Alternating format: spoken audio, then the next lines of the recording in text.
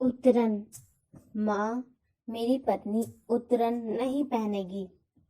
नेहा हाट बाजार से सब्जी खरीदकर घर लौटी तो देखा घर में काफी शांति पसरी हुई थी। दोनों बच्चे चुपचाप बरामदे में बैठे अपनी पढ़ाई कर रहे थे। रोज धमा चौकड़ी मचाने वाले उसके 5 और 13 साल के बेटे चुपचाप बैठकर पढ़ाई कर रहे हैं। उसे इसकी बड़ी हैरानी हुई। नेहा के आते देख दोनों बच्चे उसकी तरफ देखकर मुस्कुराए। बड़ा बेटा समर तो फिर भी अपनी पढ़ाई में लग गया, लेकिन छोटा बेटा वीरेश, जो भी थोड़ा चंचल ज्यादा है, अंदर कमरे की तरफ इशारा करते हुए अपनी दादी माँ की एक्टिंग करते हुए उसने बताया कि दादी माँ आ गई हैं। उसके इशारों को देखकर नेहा की हंसी छूट गई। उसकी हंसी की आवाज सुनकर अंदर कमरे में से सासू माँ जानकी जी भी बाहर बरामदे में आ गई और आते से ही अपने अंदाज में बोली, ये क्या बड़ी बहू, तुझे पता था ना कि आज मैं आने वाली हूँ, पर फिर भी शॉपिंग करने चली गई। बड़ा घूमने फिरने का शौक चढ़ा है मेरे पीछे से। अब यहाँ खड़ी खड़ी खीखी करके दांत ही दिखाती रहेगी या फिर मेरे लिए चाय भी बनाएगी। माँ जी, मैं शॉपिंग करने नहीं, सब्जी खरीदने गई थी, वो भी पास के हाट बाजार में। हाँ हाँ, कुछ खरीदने तो गई ही थी ना, उसे शॉपिंग ही कहते हैं। अब तुम छोटे घर के लड़कियों को क्या पता, बस अपनी ही सीखी बघारने में लगी रहती हो। अब ज्यादा मुंह मत चला, जल्दी से चाय बना कर ला। उनकी बातें सुनकर नेहा फट अंदर गई, सामान रखा और रसोई में पहुंच गई। अभी चाय बनाने के लिए पानी गैस पर चढ़ाया ही था कि सासू माँ की आवाज आई, अरे बड़ी बहू, बाहर कुर्सी भी ले आना, मैं तो बाहर बरामदे में ही बैठूंगी। तुम्हारे घर में तो गर्मी बहुत ज्यादा है, पता नहीं तुम लोग इन 2 कमरों में कैसे गुजर बसर करते हो। जी माँ जी, जी अभी लाई, कहती हुई नेहा कुर्सी लेकर बाहर बरामदे में रख आई। अंदर रसोई में आकर फटाफट चाय बनाई और 2 कप में छान कर बाहर ही ले आई। 1 कप जानकी जी को पकड़ाया और दूसरा कप लेकर वहीं दोनों बच्चों के पास नीचे दरी पर बैठ गई। तभी जानकी जी नेहा से बोली, अरे नेहा, इस बार मधु ने तेरे लिए कुछ साड़ियां दी हैं।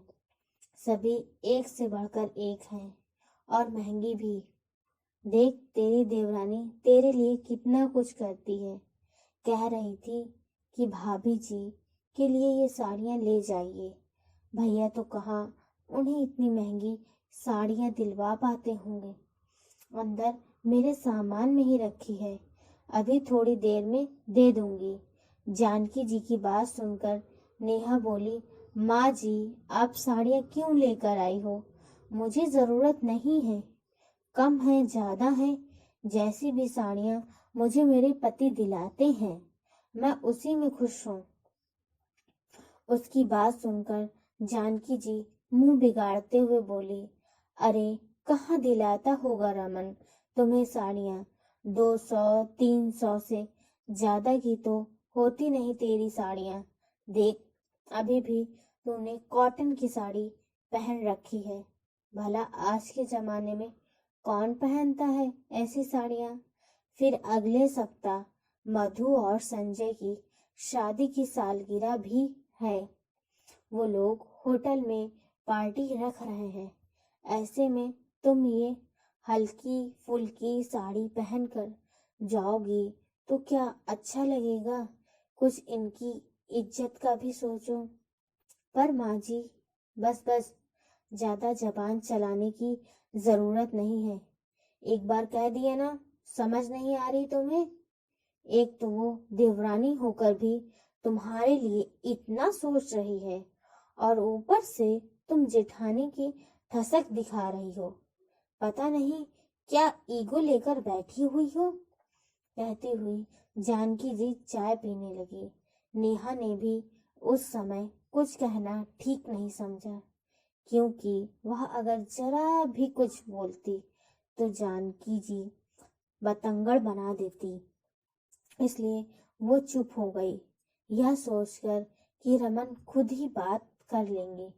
रमन को बिल्कुल भी पसंद नहीं था कि नेहा माँ या फिर मधु से कोई कपड़े ले। पिछली बार भी जानकी जी एक साड़ी लेकर आई थी, जिसे नेहा ने खुशी खुशी रख लिया था। जानकी जी उस दिन ज्यादा देर तक नहीं रुकी थी और रमन के आने के पहले ही वहां से रवाना हो गई थी। इसलिए रमन को इस बारे में पता नहीं था। लेकिन जब शाम को रमन घर पर आया और नेहा ने वो साड़ी दिखाई तो उसे देखते ही रमन बिगड़ गया। ये क्या नेहा, तुमने माँ से साड़ी क्यों ली? अचानक से रमन के सवाल से नेहा हड़बड़ा गई और बोली, माँ जी इतने प्यार से साड़ी लेकर आई थी तो तुम्हारे लिए मेरे प्यार की कोई वैल्यू नहीं क्या, जो तुमने माँ की दी हुई साड़ी रख ली? मैं जानता हूँ कि अभी मेरे पास पैसों की कमी है, मैं तुम्हारी इच्छा को पूरी नहीं कर पाता, पर इसका मतलब ये नहीं कि तुम किसी की उतरन अपने पास रख लो। उतरन? अचानक नेहा अवाक होकर रमन की तरफ देखने लगी। तब रमन बोला, हाँ ये उतरन ही है, मैंने ये साड़ी मधु को पहने देखा था। नहीं नहीं, आप यह क्या कह रहे हो? भला माँ जी मुझे मधु की उतरन क्यों देंगी? नेहा अभी भी मानने को तैयार नहीं थी। तुमसे ज्यादा मेरी माँ को मैं जानता हूँ, वो कभी भी तुम्हें खुशी खुशी कुछ नहीं देंगी। कहते हुए रमन ने फेसबुक पर मधु के एक सप्ताह पुराने पोस्ट दिखाए। सचमुच मधु ने वही साड़ी पहन रखी थी। देखकर नेहा हैरान रह गई और बोली, तभी माँ जी कह रही थी कि इसका ब्लाउज कटवा कर रखा था, मिल नहीं रहा है, तुम किसी और ब्लाउज के साथ इसे पहन लेना। बस तब से रमन ने नेहा को माँ से कुछ भी लेने से इनकार कर दिया। जानकी जी के दो बेटे हैं, बड़ा बेटा रमन और छोटा बेटा संजय। रमन पहले अपने पिता का बिजनेस संभालता था, लेकिन अचानक पिता की मौत होने के बाद और बिजनेस पार्टनर की धोखाधड़ी के कारण सब कुछ ठप हो गया। हालांकि रमन अभी भी सब कुछ ठीक करने की कोशिश में लगा हुआ था, पर परिवार का पेट तो पालना था। जानकी जी भी अब यदा कदा सुना ही देती थी, बल्कि यूं कहो कि वो अब एहसान ही जताती थी। इसलिए रमन जहाँ छोटी मोटी नौकरी करके अपना और अपने परिवार का गुजर बसर करने लगा, वहीं छोटा भाई संजय इंजीनियर बन गया और अच्छा खासा कमाने लगा। रमन की शादी नेहा के साथ हुई थी, जो खुद एक मध्य वर्गीय परिवार की बेटी है। इसलिए शादी में ज्यादा दान दहेज भी नहीं आया। इस बात को लेकर जानकी जी हमेशा नेहा से गुस्सा ही रही और अब रमन की छोटी मोटी नौकरी के कारण जानकी जी को पूरा मौका मिल गया था नेहा को और परेशान करने का। लेकिन संजय की पत्नी मधु अमीर घराने की बेटी है और काफी दहेज लेकर आई थी। ऊपर से संजय की इतनी कमाई, उसकी पत्नी मधु और माँ जानकी जी को इस बात का बहुत घमंड है और यहीं से दोनों बेटों में भी फर्क और ज्यादा होना शुरू हो गया। जानकी जी जहाँ संजय और मधु की तारीफ करते नहीं थकती, वहीं रमन और नेहा में कमियां निकालने से भी गुरेज नहीं करती। लेकिन उसके बावजूद भी रमन और नेहा अपने परिवार के साथ खुश हैं।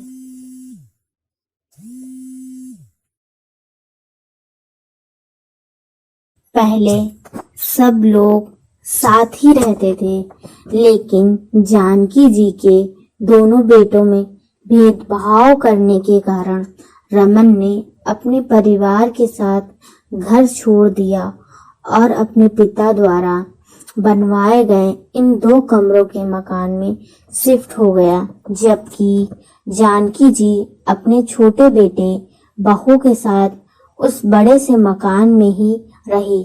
हालांकि वो मकान भी उनके पति द्वारा ही बनवाया गया था। खैर, शाम को रमन घर पर आया तब जानकी जी बाहर बरामदे में ही बैठी हुई थी। उसे देखते ही अपने साड़ी के पल्लू से खुद को हवा करते हुए बोली, अरे रमन, तू आ गया बेटा, कैसा रहता है तू इस घर में? मेरी तो यहाँ गर्मी के कारण जान निकल रही है। वो तो मैं वापस चली जाती, लेकिन अगले सप्ताह संजय और मधु की शादी की सालगिरह है, वो भी बड़े होटल में। बस तुझे बताने के लिए रुक गई। बस अब रवाना होंगी।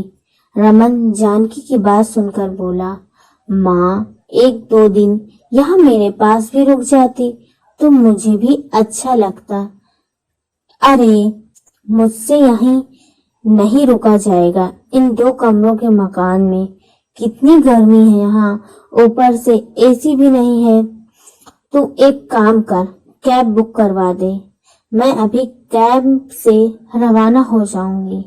रमन जानता था कि जानकी जी यहाँ नहीं रुकेंगी, इसलिए अपना मोबाइल निकालकर कैब बुक कर दिया। जानकी जी अपना सामान लेने अंदर गईं। इतने में नेहा बाहर निकल कर आई और धीरे से बोली, सुनिए माँ जी, मेरे लिए कुछ साड़ियाँ लेकर आई हैं। रमन ने नेहा की तरफ देखा तो नेहा बोली, मैंने मना किया था, पर वो सुन ही नहीं रही, उल्टा मुझे ही सुनाई जा रही थी। अब आप ही संभालिए माँ को। इतने में जानकी जी अपना सामान लेकर बाहर आ गई। उन्हें देखते ही रमन बोला, माँ, जाते हुए अपनी साड़ियाँ भी साथ लेकर जाओ। नेहा ये साड़ियाँ नहीं पहनेगी।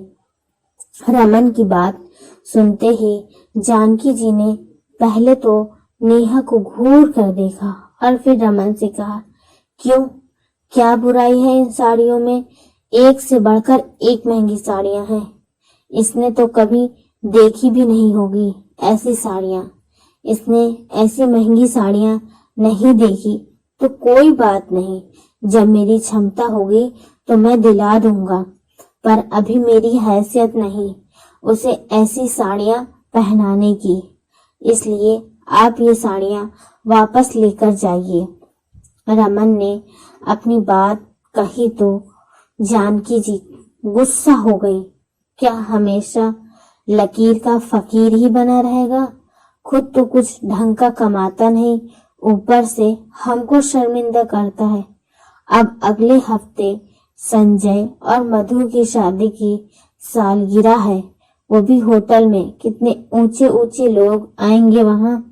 उसमें ये ऐसी साड़ियां पहन कर आएगी तो क्या इज्जत रह जाएगी उन लोगों की। अरे, मैं तो बच्चों के कपड़े भी लाना चाहती थी, लेकिन उनके बच्चों के कपड़े मेरे बच्चों के लिए छोटे थे। सही कहा ना माँ? रमन ने कहा तो जानकी जी झेप गई, जैसे उनकी चोरी पकड़ी गई हो। पर रमन ने बोलना बदस्तूर जारी रखा, मेरा परिवार उत्तरन पहनने के लिए नहीं है, कम है, लेकिन जैसा भी है हम उसमें खुश हैं। आइंदा आप जब भी यहाँ आओगी तो अपनी छोटी बहू की उत्तरन लेकर नहीं आओगी।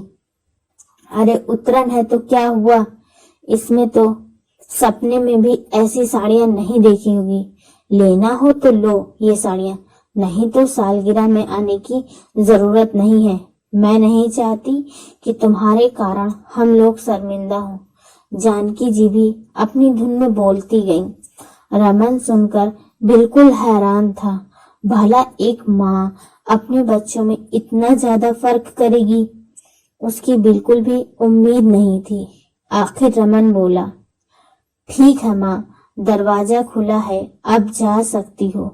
माना कि आपका छोटा बेटा बहुत कमाता है, पर स्वाभिमान तो मेरा भी है। हम आपको शर्मिंदा करने के लिए सालगिरह में नहीं आएंगे। इतने में कैब आ गई। रमन की बात सुनकर जानकी जी अपने पैर पटकती हुई बाहर निकल गईं। अगले हफ्ते मधु और संजय की सालगिरह में भी वो लोग नहीं गए। आखिर उनके परिवार को उनकी गरीबी से शर्मिंदगी जो महसूस होती। आपको ये कहानी कैसी लगी जरूर बताएं। गरीबी, सच है कि गरीब लोग जो होते हैं और जो अमीर होते हैं, वो अगर उनके साथ उनके स्टेटस में परफेक्ट नहीं बैठते हैं तो अमीर लोग हमेशा गरीब लोगों को इसी तरह शर्मिंदा करते रहते हैं। प्लीज कमेंट्स में जरूर बताएं। Thank you.